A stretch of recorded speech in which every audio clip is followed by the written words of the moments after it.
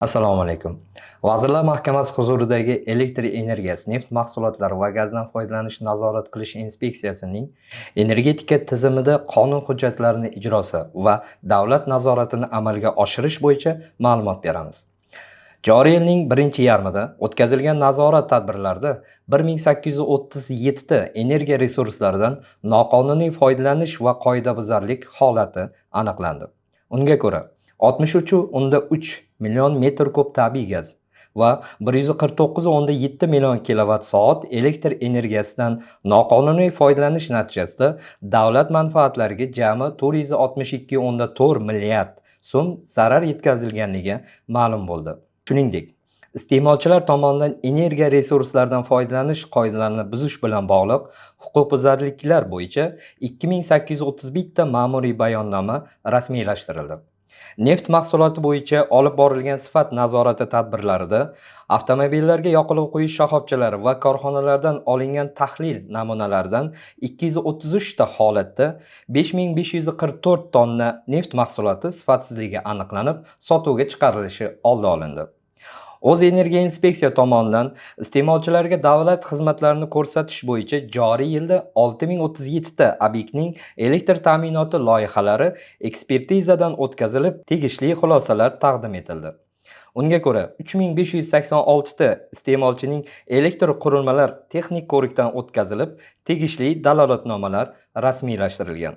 Shuningdek, energetika obyektlariga tegishli umumiy quvvati 56,4 megawatt bo'lgan 418 ta obyektni elektr ta'minoti loyihalari kelishilgan hamda umumiy quvvati 9,3 megawatt bo'lgan 145 ta obyekt elektr qurilmalari tegishli xulosalar berilgan.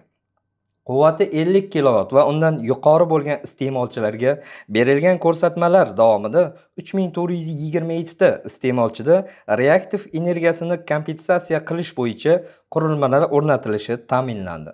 Buning natijasida 16,3 million kilovat soat elektr energiyasi iqtisod qilinishiga erishildi.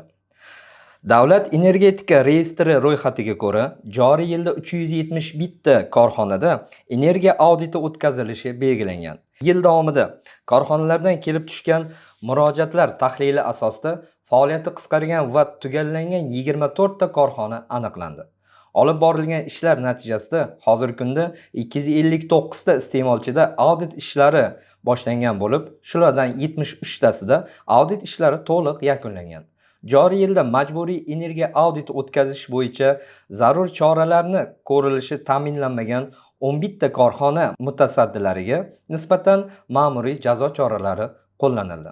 Bundan tashqari, belgilangan muddatlarda energiya auditini o'tkazmagan hamda energiya audit natijasiga ko'ra ishlab chiqilgan energiyani tejashga qaratilgan chora-tadbirlarni belgilangan muddatlarda bajarmagan 75 ta iste'molchiga iqtisodiy sanksiyalar qo'llanildi. Hurmatli tadbirkorlik subyektlari, elektr va gaz tarmoqlariga tijorat maqsadida o'zboshimchalik bilan ulanish yoxud hisobga olish asboblariga tashqaridan aralashish yo'li bilan qonunga zid ravishda foydalanish holatlari uchun qonunchilikda belgilangan qat'iy choralar ko'rilishini unutmang. E'tiboringiz uchun rahmat.